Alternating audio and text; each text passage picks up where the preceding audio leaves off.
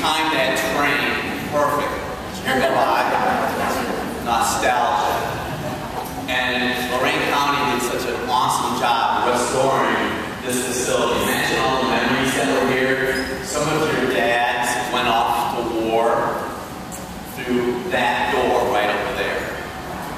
My grandmother, my gosh, I almost made me cry. My grandmother came from Peoria, Illinois, with my wife's grandmother in the early 1920s, and they stopped here. I don't know if everybody realized that. That's pretty intense. So with all that, First Lady, thank you for coming. Our passion, my passion, is to make a difference in your lives. We have been so blessed with information. And you know what, we might want to, should we take that down? Is that distracting? Is that okay?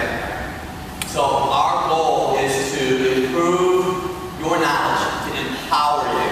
I've been practicing since 1978. And we've helped thousands of women. And by the grace of God, this morning I was on TBN. And that TBN went to 2 billion homes. I'll be on TBN tomorrow. We were on TBN yesterday. We're on Fox 8 today. I don't know if you had a chance to see that. It was on WEOL this morning. But this just came out this week. And you can still get it. It's called The First Magazine. And we've been so fortunate that they are following us. And we have one of our patients is highlighted in this program, in this magazine, because she had congestive liver challenges. And because of some of our suggestions, we were able to help her out. And I don't have the picture that's in the center of the book. So let's get started. We have so much to talk about in such a little bit of time. So are you ready? Say yes? Yes. Here we go. I'm going to give you a story. This is a very important story. So I'm going to go back 500 years. You want to play with me a little bit?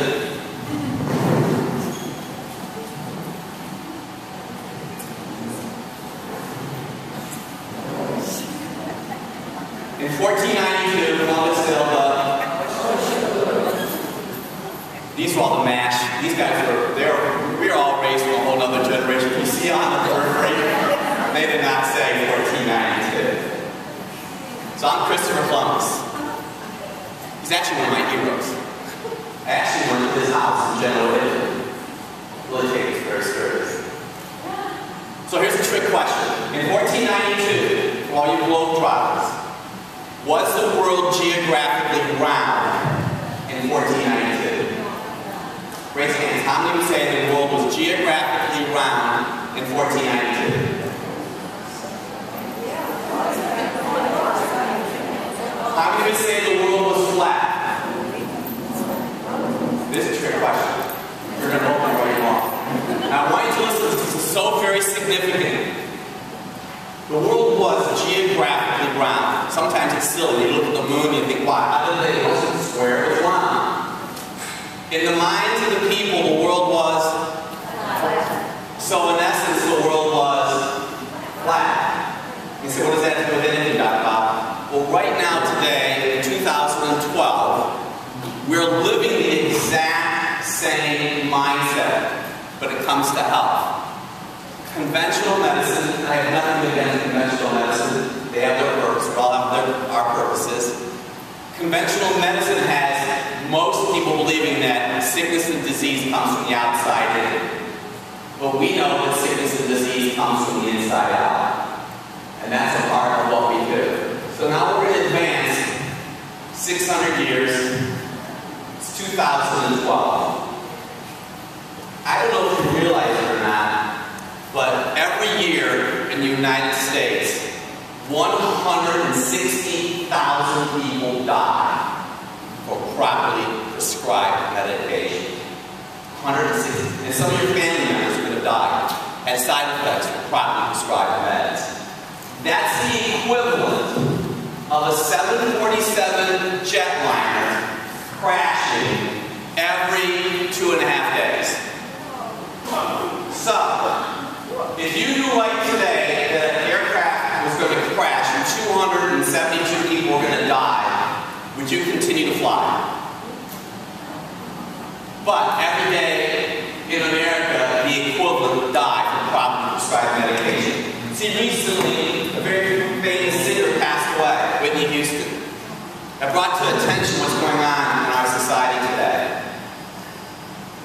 one person dies every 19 minutes in America from prescription medication challenges.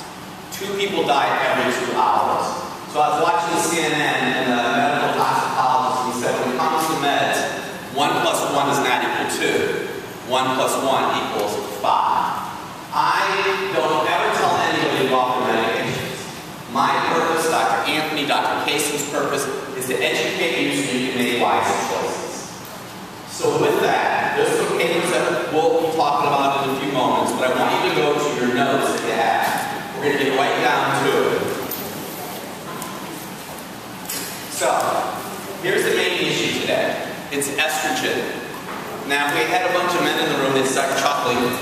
We only have one that I can see besides myself and my son. But estrogen is the key. Estrogen and progesterone. I have written in the notes for you that estrogen promotes cell proliferation. In other words, estrogen causes your body to grow. It has to be balanced by progesterone. It's so significant.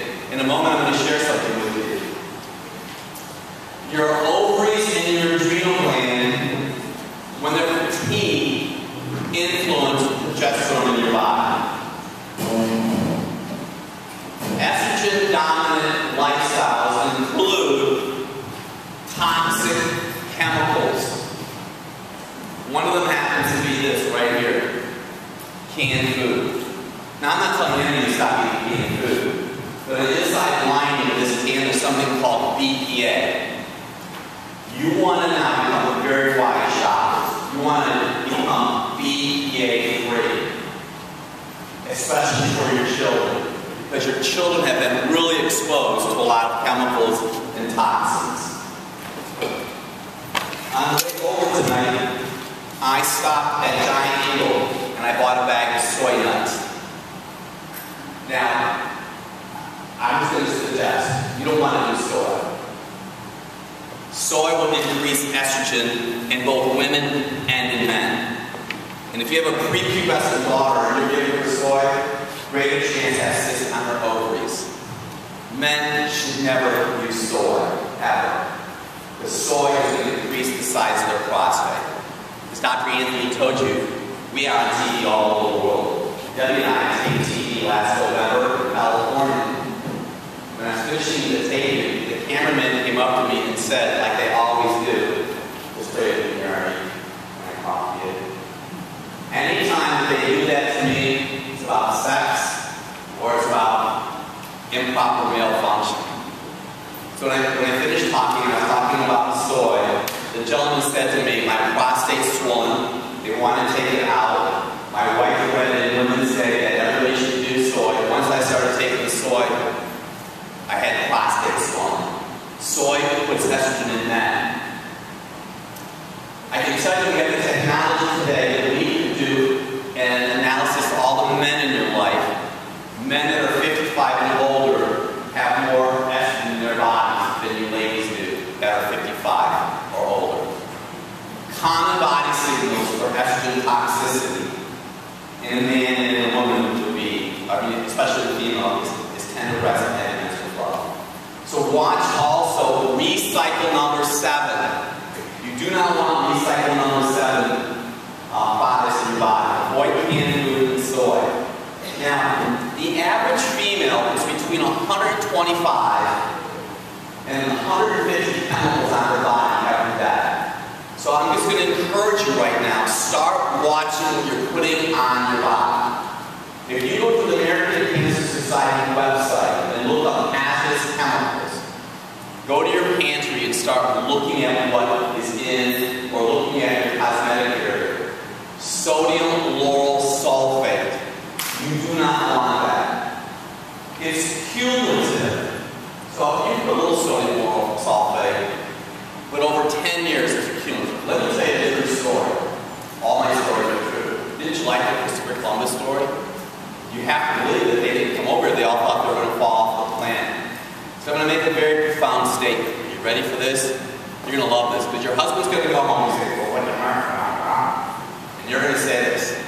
Men who golf have a greater chance to have and increased prostate challenges in their body. Did you hear that, Pat?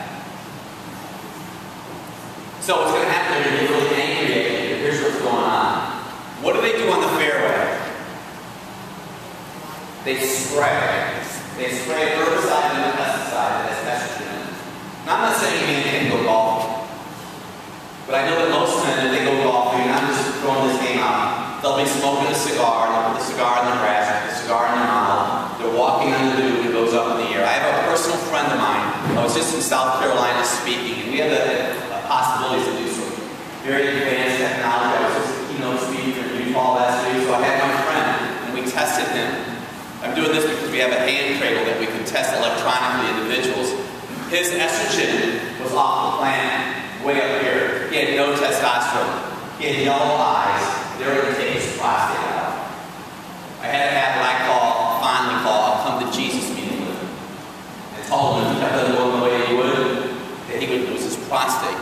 Now, since there's only 2 other men in here besides myself, ladies, I can be really candid with you. My wife and I wrote a book about sex. I talk about sex all the time with our patients because they don't have anybody to talk to. Now, I don't want you to come to the occasion just to talk about sex. That's not the point. But when they take their prostate out, oftentimes men might have a challenge getting an erection. But you can buy a pill for $20. And if you read the Wall Street Journal, you can get a free sample, whatever that means. Now, this is going to be another very important statement. And when I make statements, I don't mess around. 95% of all breast cancer is caused from too much estrogen. I cannot make that up. That is a known fact. 95% of all estrogen is caused from too much estrogen. Now, I want you to turn your attention a little bit right here, okay? This is a very important product. This is an oil filter. It's a Fran oil filter. And the advertiser used to say, you pay me now or you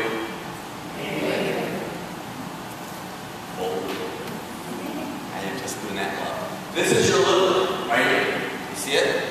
It's your oil filter. This is the most important organ in your body. How do you know if you have a compromised liver? If you still have your menstrual cycle, you have tender breasts and have bad menstrual flow. I can tell you, this is what really makes me angry. I'll have women that will come into my office that have heavy flow. The average female patient, by the way, is 39 years old. When I see this for the first time, they have a heavy menstrual flow. You know what they want to do to them? They want to do ablation. You know what ablation is? It's when they cauterize it inside of the woman's uterus. Now, I'm going to be a little toxic right now. That would be like anyone of you in this room had diarrhea for 2 months or so, and you go to your healthcare provider and say, "Oh, we're going to fix that. We're going to cauterize your rectum shut." You say, that's bad. Now it's the same thing. So when they cauterize it inside of your uterus, you still have a lot of estrogen. And I've had patients come into my office that estrogen starts going into their pelvis. So doing the ablation is not going to cause the problem. Doing the ablation, what it's going to do is just going to be tricking the body. So we use a product there that's very important called calcium D-glucarate. That eliminates toxic estrogen lipids from your body. We have a product called Elyria Plus B-complex. We made a decision, since we're speaking to you today, that